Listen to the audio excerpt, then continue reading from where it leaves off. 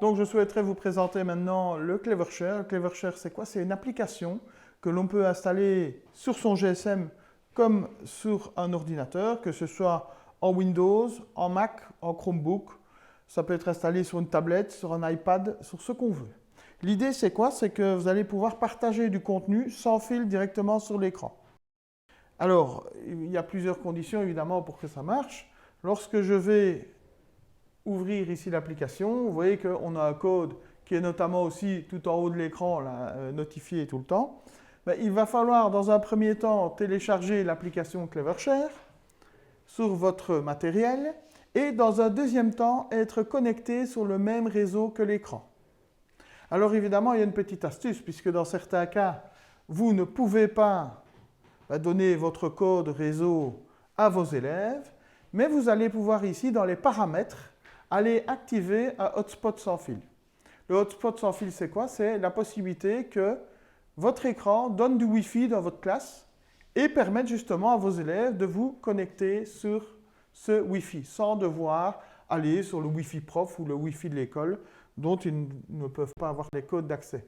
Pour ce LuxSpot, plusieurs possibilités. D'abord, je peux évidemment changer le nom de ce point d'accès Wi-Fi. Alors, c'est important de le faire, par exemple, lorsque vous avez différents écrans dans différentes classes, pour ne pas avoir tous le même nom et de se retrouver avec des connexions d'une classe à l'autre. Ensuite, vous pouvez changer éventuellement le mot de passe. Moi, je mets toujours un mot de passe assez facile, de façon à ce que vos élèves, quand ils doivent se reconnecter sur ce réseau, n'aient pas un mot de passe trop compliqué et vous demandent tout le temps de le remontrer. Donc ça, il faut être efficace aussi à ce niveau-là. Ensuite, à partir du moment où je suis connecté soit sur le même réseau que l'écran, soit sur le LuxSpot, alors je dis LuxSpot parce que c'est mon cas ici, mais dans votre classe, vous changerez peut-être le nom.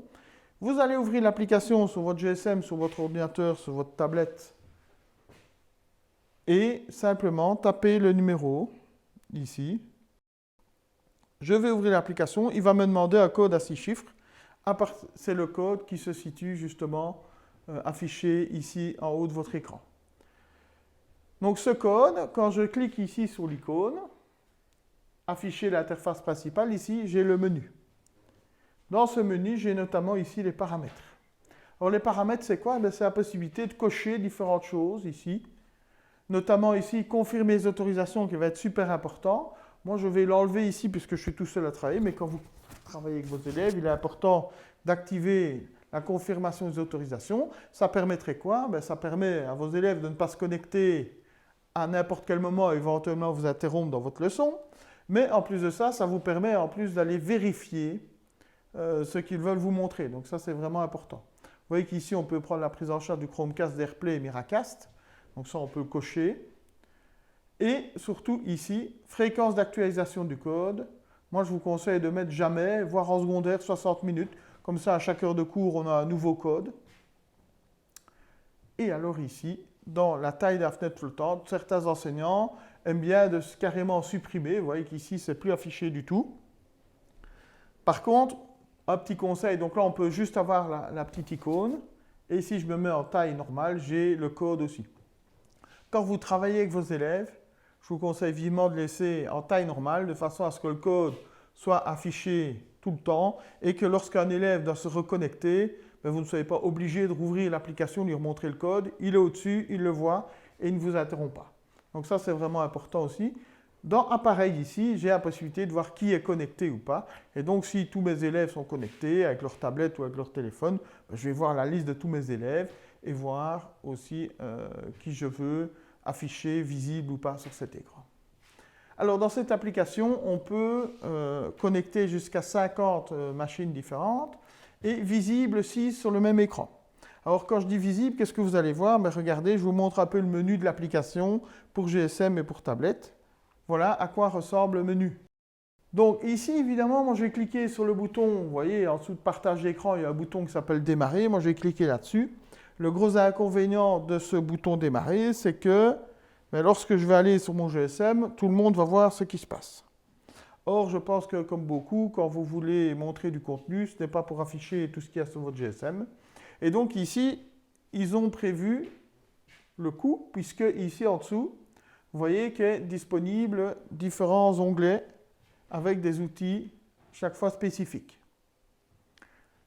Par exemple, l'onglet caméra, que vous voyez ici en dessous, en bas à gauche, va vous permettre de filmer quelque chose en direct.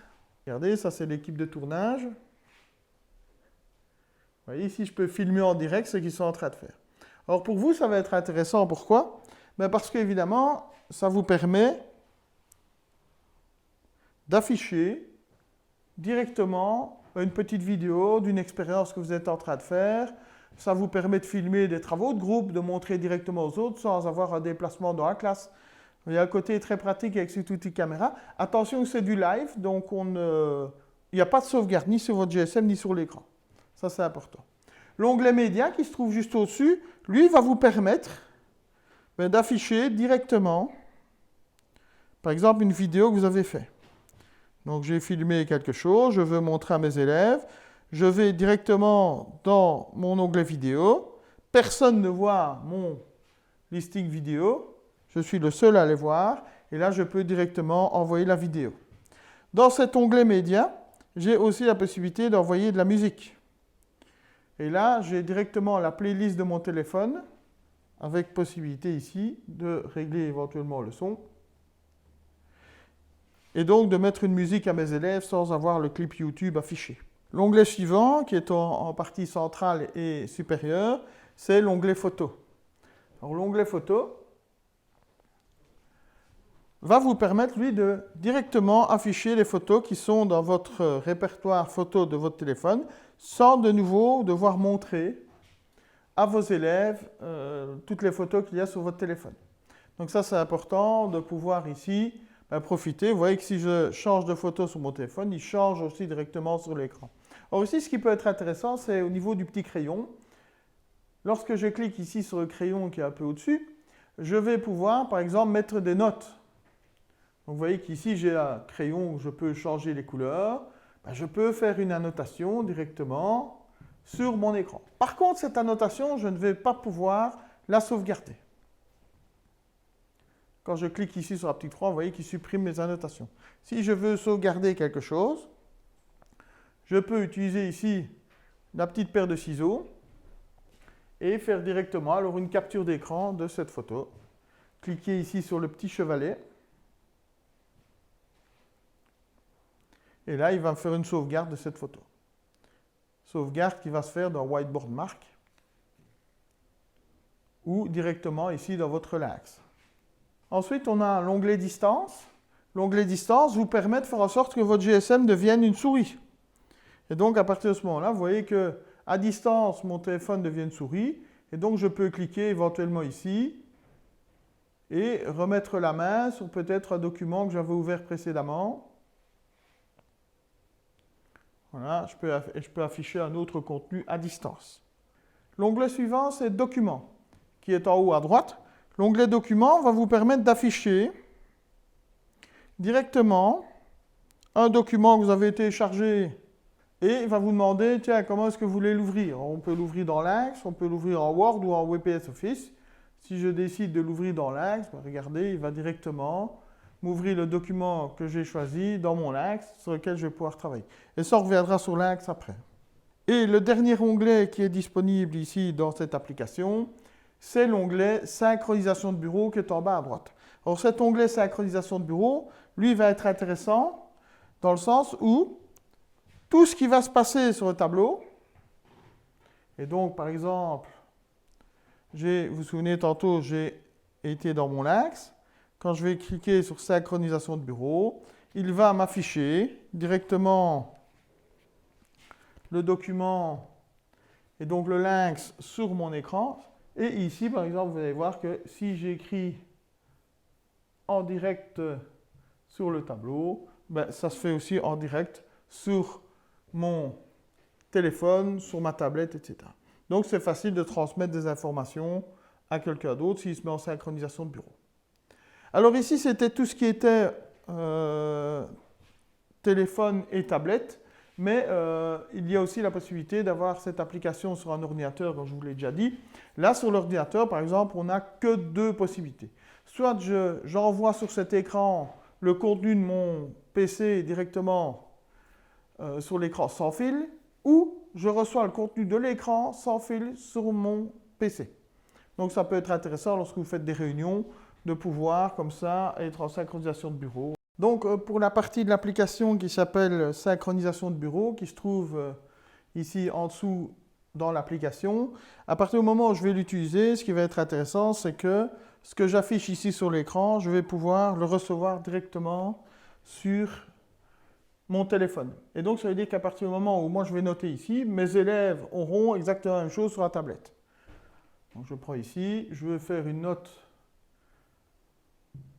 Mais on voit que directement, ça c'est écrit sur mon téléphone.